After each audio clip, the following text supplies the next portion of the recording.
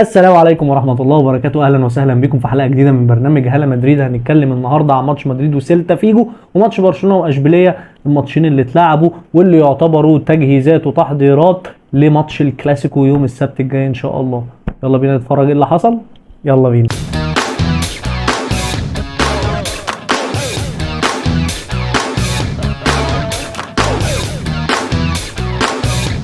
هنبدأ الفيديو بتاعنا بماتش ريال مدريد وسيلتا فيجو اللي خلص بفوز مدريد 2-1 الحمد لله.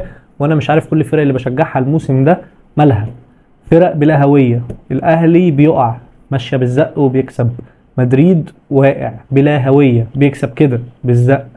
يعني ماتش سيء، اقل ما يقال عنه ان هو سيء. انشيلوتي بيلعب بتشكيله محدش قادر يفهمها، مش تشكيله، بتاكتكس محدش قادر يفهمها. انا شايف ان هو بيلعب بالضغط، بتضغط عالي، بتلعب ضغط عالي على سيلتا فيجو. لعيب من سيلتا فيجو بيمسك الكوره 3 4 لعيبه من عندك بيروحوا عليه. يا معلم ده مش ضغط عالي يا معلم خالص بقى، ده هبل، ده هبل. احنا في اول الماتش اتضربنا بكوره لولا ان مهاجمين سيلتا فيجو عره، والله لولا ان دول مهاجمين عره الماتش ده كان خلص 3 4 لسيلتا فيجو. يعني الكوره دي اهي اللي احنا اتضربنا فيها، انت في ثانيه بسبب الضغط العالي اللي انت عامله، انت خط الدفاع بتاعك ابيض، اتضربت انفراد. ريال مدريد بيكسب بسبب النجوم اللي موجوده في ريال مدريد. ريال مدريد بيكسب، امبابي جات له الكوره من بره ال 18 معدوله وعلى يمينه، وهعدل واشوط ومحدش ضغط عليا هشوط، ما انا هجيبها جول، ما ده كيليان امبابي، ما هوش لعيب قليل. فينيسيوس جونيور اخيرا شغل دماغه في كوره وخطف من ظهر المدافع. طبعا الحمد لله عندنا عم الناس لوكا مودريتش حط له الثرو عالمي، انفراد هو والجول. ما فيني لما يجي له انفراد هيحطها جول مش هيضيعها. فانت اللي بيكسبنا ما هياش تاكتكس ولا دماغ انشيلوتي، اللي بيكسب ريال مدريد هي جهود فرديه للعيبه. انا مش قادر افهم جود بلينجهام زي دلوقتي، الموسم اللي فات كان جايب 10 تجوان، الموسم ده زيرو ولا جون. اه ماشي، انت منزله تحت شويه بعد وجود امبابي، بس برضه زيرو. انت مش عارف توظف اللعيب بتاعك. يعني انا يمكن ما شفتلوش غير السرور اللي اتحط وفي الاخر الكره طلعت اوفسايد، اللي امبابي عرضها لفيني وحطها في الجون اتحسب اوفسايد. اه الراجل حط السرور كويس وكل حاجه، بس انا مش جايب جود بيلينجهام عشان يحط لي السرور ده بس. يعني انت مش عارف توظف اللعيبه بتاعتك يا عم كارلو بجد. يعني جود بيلينجهام اللي كان خارب الدنيا والناس السنه اللي فاتت كلها بتقول بس ده بالون دور كانديديت وهو اللي هياخد البالون دور وهو وفيني بيتنافسوا ومش عارف ايه. الموسم ده الراجل مفيش ابيض. مش مع انا مش لاقي لها مبرر، والله ما لاقي لها مبرر غير ان انت الفرقه تقيله لدرجه ان انت مش عارف توظف اللعيبه. يعني فيني ومبابي وجود ومودريتش وفالفيردي رودريجو، الفرقه تقيله لدرجه ان انت مش عارف توزعهم، يعني توزعهم صح في الملعب. فانا شايف ان ده بجد لازم يعني وقفه كده مع مستر كارلو انشيلوتي العراب بتاعنا. انا مش معترض عليه نهائي، الراجل عمل تاريخ ما يتعملش في ريال مدريد، بس برضه يعني ريال مدريد عامل زي الاهلي شويه، احنا ما بنستحملش الخساره يا باشا، ما بنستحملش. يعني البطوله بتحز علينا، فما ينفعش ما ينفعش. يعني انت ليك تاريخك وليك كل حاجه، بس ما ينفعش تعك العك ده. لازم تقف بقى شويه كده هوت، تشوف ايه الغلط وتبدا تصلحه. يعني شوف ايه الغلط اللي عندك وابدا اصلحه. قلنا مقترحات كتيره جدا، قلنا يا عم العب 4-2-3-1 بدل 4-3-3 اللي انت بتلعبها. يا عم بلاش الضغط العالي اللي انت بتلعبه دوت، لان دفاعاتك بتضرب بسهوله واحنا عندنا شويه مدافعين عره. يعني انت لما ترجع لي تشاوميني في قلب الدفاع وتلعب لي جنبه روديجير وميليتاو وبتلعب لي بثلاثه ومطير لي جناحين لوكاس فاسكيز وجارسيا، فانت كده ايه بقى؟ انت كده خلاص الشبح اللي ما جاش منه. انت الجناحين اللي طايرين دول اتضربنا في ظهرهم 100 مره، اتضربنا في ظهرهم 100 مره اقسم بالله. الكور دي لو كانت في ماتش برشلونه قدام الواد لامين يامال ولا قدام ليفاندوفسكي ولا رافينيا ولا جافي ولا بيدري ولا اللعيبه دي كلها، كان زمانك شايل قبح. يعني مش كده؟ فحرام ما تحرقش اعصابنا بقى. عايزينك تلملم اوراقك كده اهوت وتبدا تتكتك، عشان عندنا ماتشين اوسخ من بعض جايين، سواء ماتش بروسيا دورتموند في الشامبيونز ليج او ماتش برشلونه في الكلاسيكو يوم السبت. وماتش دورتموند في الشامبيونز ليج هو اللي هيبدا يبين فعلا ملامح مدريد الموسم ده. انت بتلعب فرقه قويه، فرقه انت واخد منها البطوله في الفاينل اصلا الموسم اللي فات، بطوله الشامبيونز ليج.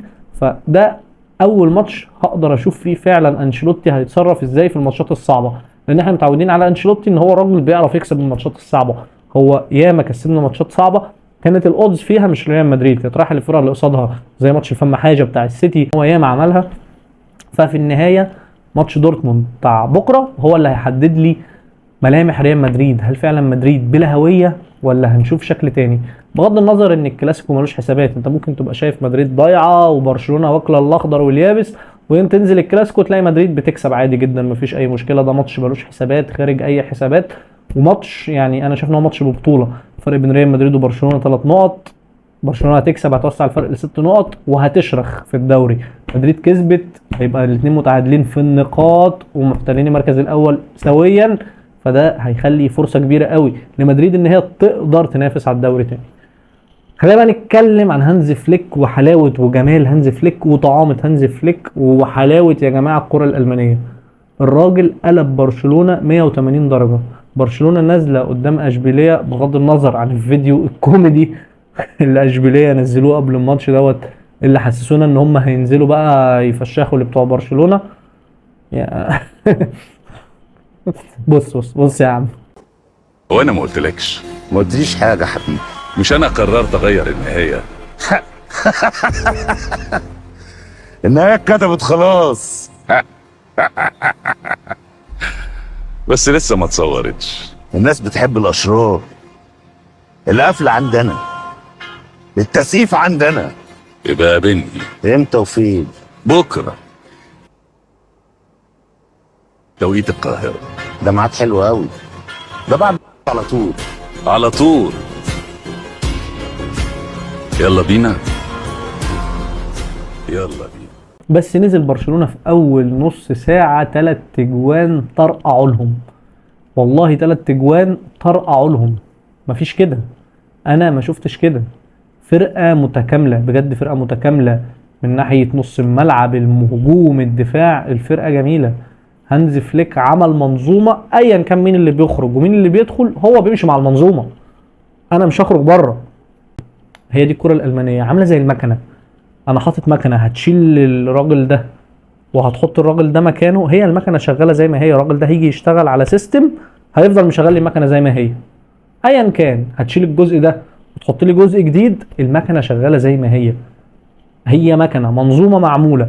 هتخرج لي بقى ايا كان بقى، هتشيل لي داني اولمو مصاب، جافي مصاب، مش عارف لامين يامال هريحه، انسو فاتي ما بيلعبش وبدا الماتش ده، ايا كان اللي بينزل يلعب بيخش يلعب في المنظومه بتاعته وبيأدي اداء كويس جدا، بدليل اللي احنا شفناه. الراجل من كتر ما هو مرتاح جه الشوط الثاني نزل 5 عيال صغيره مع بعض، قال لهم يلا انزلوا، منهم واد نزل جاب جونين، يعني اللي هو الواد تراوي ده ولا تراوري، الراجل نزل جاب جونين، الراجل نازل يجرب العيال الصغيره يشوف مين فيها اللي هينفع معاه بعد كده يعني.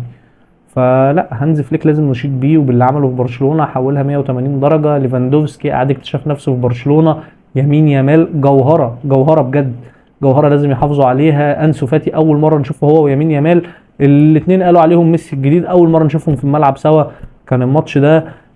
طبعا اللقطه اللي بسطت كل مشجعين برشلونه يا جماعه، رجوع جافي للملاعب ولبسه لشاره القياده، فدي شايف ان هي احسن لقطه في الماتش. الاجوان كلها حلوه، سواء جون بيدري اللي حطه شوطه في المقص جون جميل، جون ليفا يا جماعه اللي بيقولوا ان لا ليفا ما سرقش الكوره يا حبيبي، ليفا ما سرقش الكوره، الكوره كانت طالعه بره اصلا، ليفا حط رجله عشان يسند الكوره في الجون، ده مهاجم، ده مهاجم صاحي يعني، ده هو ده المهاجم، الكوره دي لو كانت اتثابت كانت هتطلع بره مش هتيجي جون، فلا هو ما سرقش الكوره. فالواد اللي نزل الشوط الثاني دوت وجاب جونين، كور بتخدمه ما شاء الله، بس برضه الراجل نازل وبيتعب وبيأدي وتكافئ بالاجوان اللي جابها. فبرشلونه فرقه مرعبه مع هانز فليك، فرقه مرعبه لاي حد، فرقه مرعبه للبايرن في الشامبيونز ليج الماتش الجاي، فرقه مرعبه لمدريد في الكلاسيكو الماتش الجاي. وانا شايف ان برشلونه من الفرق المرشحه السنه دي ان هي تاخد الشامبيونز ليج بالاداء اللي احنا شايفينه ده لو استمروا عليه. فخلونا نشوف ايه اللي هيحصل. يا ريت بقى تكتبوا لي في الكومنتات كده ماتش مدريد ودورتموند وماتش برشلونه والبايرن والكلاسيكو بين ريال مدريد وبرشلونه، توقعاتكم ليها ايه وهيخلصوا ازاي وهينتهوا على ايه. لو عجبك الفيديو يا ريت تعمل شير ولايك، ولو لسه ما اشتركتش في القناه ادخل اعمل سبسكرايب وفعل زر الجرس عشان يجيلك كل جديد. تشاو.